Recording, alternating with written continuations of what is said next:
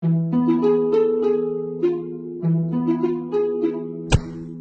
était une fois, dans un lointain pays d'Orient, un charpentier nommé Ali Baba, qui vivait pauvrement avec son épouse.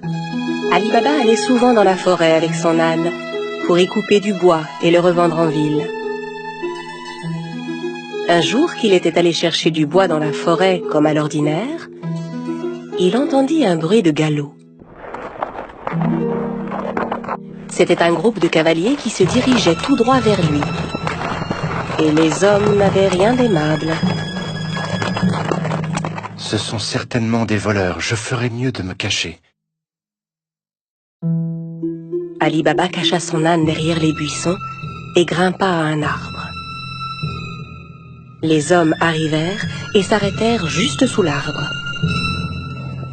Ali Baba les compta. Ils étaient 40 exactement.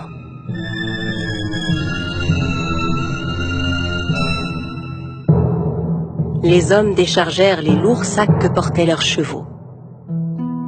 Et Ali Baba comprit alors que ces hommes étaient bien des voleurs.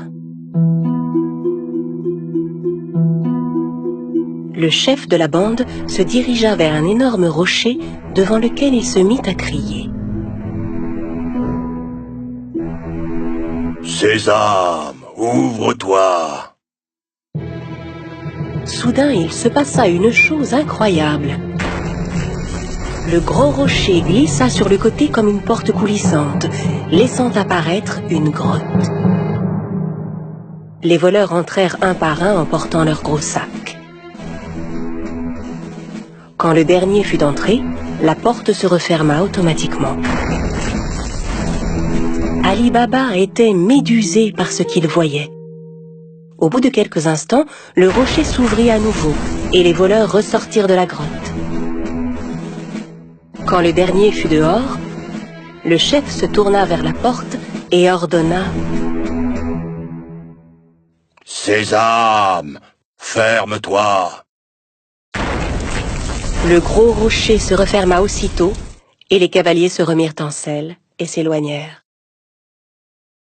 Ali Baba descendit de son arbre et s'approcha à son tour du rocher. Il lança les mots qu'il avait entendus. Sésame, ouvre-toi! La porte s'ouvrit dans un grand bruit. Ali Baba entra d'un pas hésitant. Il fut ébloui de ce qu'il vit. La grotte était remplie d'or, d'argent, d'étoffes rares, de diamants et de pierres précieuses. Il regarda autour de lui, ramassa 3 sacs et sortit de la grotte. Puis il se retourna vers le rocher et lui adressa les mêmes mots que le chef des voleurs. Sésame, ferme-toi! Il chargea les sacs sur le dos de son âne et rentra chez lui. Arrivé à la maison, il montra les sacs à sa femme. Elle n'en croyait pas ses yeux et pensa qu'Ali Baba avait volé les sacs. « Où as-tu trouvé tout cet or ?» Ali Baba lui raconta alors tout ce qui s'était passé. Elle était si heureuse. Ils se mirent ensemble à vider les sacs. « Aide-moi à compter ça. Je veux savoir combien d'or nous avons. » Non, creusons plutôt un trou pour y enterrer cet or. « Va creuser le trou, j'irai demander une tasse à mesurer à ton frère Cassim. » Cassim, le frère d'Ali Baba, était un riche marchand, mais c'était un homme très cupide. Il n'avait jamais aidé Ali Baba, qui mit sa femme en garde. Très bien, mais ne lui parle surtout pas de l'or. Personne ne doit savoir. La femme se rendit chez Cassim pour lui emprunter une tasse à mesurer. Sachant qu'ils étaient très pauvres, Cassim lui demanda « Que veux-tu faire de cette tasse? Tu n'as pas d'argent à mesurer ?» La femme inventa alors un mensonge. Bien sûr, Cassim n'en crut pas un mot. Il mit discrètement un peu de miel sous la tasse avant de la confier à l'épouse d'Ali Baba. La femme rentra chez elle avec la tasse et commença à mesurer l'or. Puis quand ils eurent compté tout leur or, Ali Baba alla l'enterrer dans un grand trou.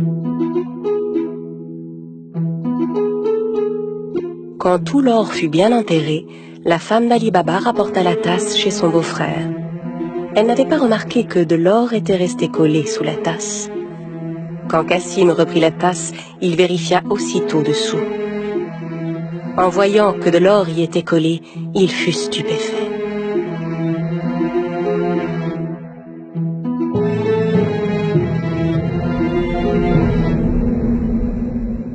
Je me demande où Ali Baba a pu trouver cet or. Cassim ne put pas dormir de la nuit.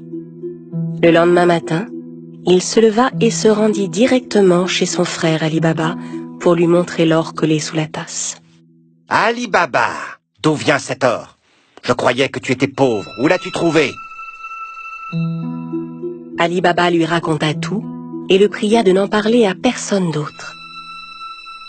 Si tu ne me dis pas où se trouve cette grotte, je dirai aux voleurs ce que tu as fait. Mais, Cassim... Ali Baba savait que Cassim ferait ce qu'il disait. N'ayant pas d'autre choix, il conduisit son frère à la grotte.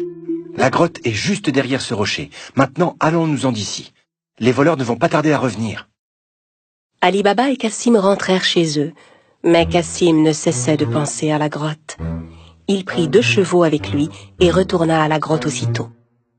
Arrivé devant l'entrée, il récita les mots qu'Ali Baba lui avait indiqués. « Sésame, ouvre-toi »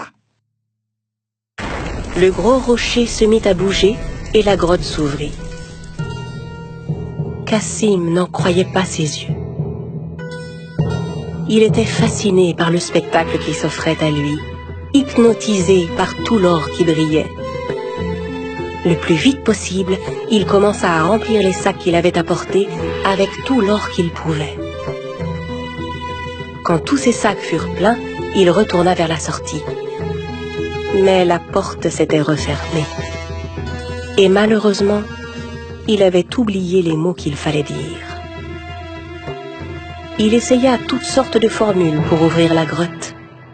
« Porte, ouvre-toi !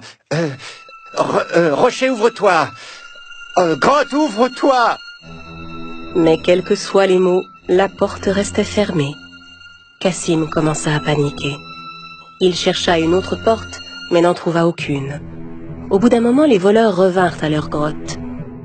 Quand ils virent les chevaux de Cassim, ils se méfièrent et sortirent leurs épées. « Sésame, ouvre-toi »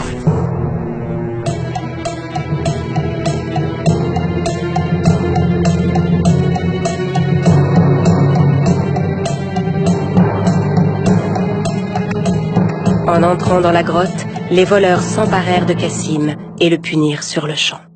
« Alors c'est donc lui le voleur qui nous a volé notre or » À la nuit tombée, ne voyant pas revenir Cassim, sa femme commença à s'inquiéter. Elle courut chez Ali Baba pour lui demander son aide. Ali Baba aussi était inquiet pour son frère. Il retourna à la grotte et vit les 2 chevaux qui attendaient devant la porte. Il comprit alors que son frère était à l'intérieur et qu'il s'était fait tuer par les voleurs.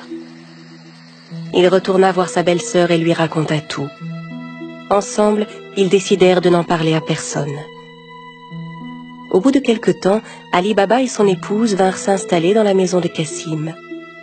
Ils s'occupaient de son commerce et aidaient à le faire prospérer. Leur fortune ne cessait de croître. Dans le même temps, le chef des voleurs se rendait compte que l'or caché dans sa grotte ne cessait de diminuer de jour en jour. Il ordonna donc à l'un de ses hommes de vérifier s'il ne voyait rien de suspect. « Va en ville, cherche s'il n'y a pas quelqu'un qui serait devenu soudainement riche et dépensier. Depuis quelque temps... » En se promenant dans les rues du marché, l'homme vit Ali Baba qui payait ses achats avec de l'or. Il le suivit jusque chez lui. Quand Ali Baba entra dans la maison, le voleur marqua sa porte. À la nuit tombée, la femme de Cassim sortit pour donner de l'eau fraîche aux animaux. C'est alors qu'elle remarqua la marque qui était sur sa porte. Elle comprit que la marque n'annonçait rien de bon. Elle prit un pot de peinture et marqua toutes les portes du voisinage. Au petit matin, les 40 voleurs arrivèrent pour retrouver la maison d'Ali Baba. Incapables de distinguer la maison parmi toutes celles qui portaient des marques, ils furent contraints de repartir. Mais le chef était bien décidé à retrouver Ali Baba. Il se déguisa et alla rôder du côté du marché. Il finit par retrouver Ali Baba et le suivit jusque chez lui. Quand il frappa à la porte, Ali Baba vint lui ouvrir. « J'ai fait un long voyage. J'ai rapporté des jarres d'huile d'olive. On dit que vous êtes le marchand le plus riche de la région. Peut-être voudriez-vous en acheter ?» Ali Baba invita le chef des voleurs à venir dîner le soir même, pensant avoir affaire à un marchand. Le voleur apporta avec lui 40 jarres d'huile d'olive chez Ali Baba. Ali Baba avait demandé à ses servants de préparer un bon dîner pour son hôte. Ali Baba proposa à son invité de passer la nuit chez lui, ce que, bien sûr, il accepta sans hésiter. Tandis qu'Ali Baba et le voleur étaient attablés pour dîner, la femme de Cassim voulut s'approcher des jarres d'huile d'olive pour voir. C'est alors qu'elle entendit des bruits étranges. « On sort maintenant ?»« Non, pas encore. » En entendant que c'étaient les voleurs qui étaient dans les jarres et non pas l'huile, elle comprit que c'était un piège. Elle alla aussitôt à la cuisine pour faire bouillir de l'huile. Puis elle revint verser de l'huile bouillante dans chacune des jarres. Les voleurs ébouillantés s'efforçaient de garder le silence.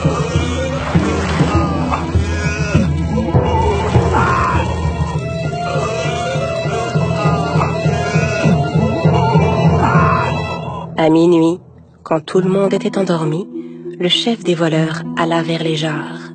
« Vous pouvez sortir maintenant. » N'ayant aucune réponse, il appela à nouveau.